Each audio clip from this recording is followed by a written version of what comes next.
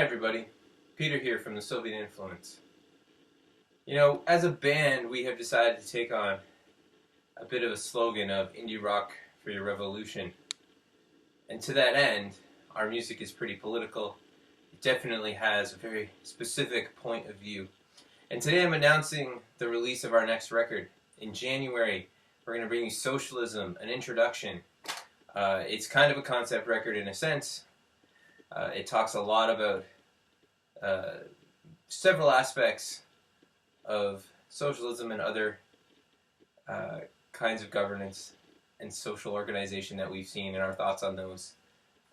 In some ways that I think are pretty nuanced and in some ways that are pretty in your face. So we're looking forward to that coming out in January. And in the meantime, we're making a series of videos where we talk about things that are important to us, things that relate to our music, about our songs, and also about other things that are going on. You know, I posted something on Instagram a little while ago that talked about my disappointment with the current state and the historic state of relations between Canada and Indigenous peoples. You know, our country pretends to be this bastion of kindness and freedom and goodness, and I mean, look across Canada from Nova Scotia to British Columbia right now. Hard to make that argument. And, you know, I've expressed my disappointment in ways that I can, to people that I can. You know, and we as a band want to be in solidarity with the people that are struggling, the Indigenous people in Nova Scotia, in Caledonia, Ontario, in British Columbia, and across the country from east to west and south to north, who've really been left behind by our government.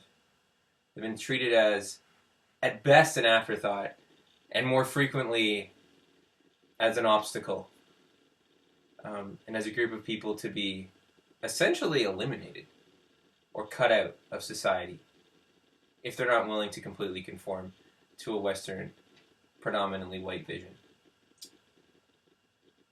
And so we as a band unequivocally support the call for true reconciliation, which means that we, the colonists and the settlers, not the Indigenous peoples, have a lot of work to do.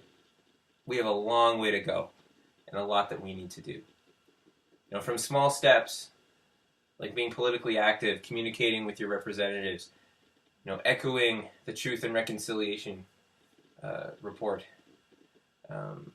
that there are things that we need to do, that our government needs to do, that each of us needs to be aware of, and to take time to understand, to end the horrible stereotypes that people hold about Indigenous peoples across Canada, to put those to bed, to tell them to get lost.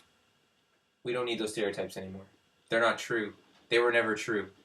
And all they have served to do is marginalize people who've already been marginalized by history, who've been marginalized by centuries of oppression. Centuries of oppression. We want to share some links to some interesting articles that talk about the history. There's a great online course you can take. I'll share that in the description as well, to learn more about the history of Indigenous peoples in Canada and the way they've been treated by our government and by our society. And this is about empathy. This is about caring. This is about compassion. And this is about Canada being the country it pretends to be. Being the place that it pretends to be. And stepping up to make right what we've done wrong.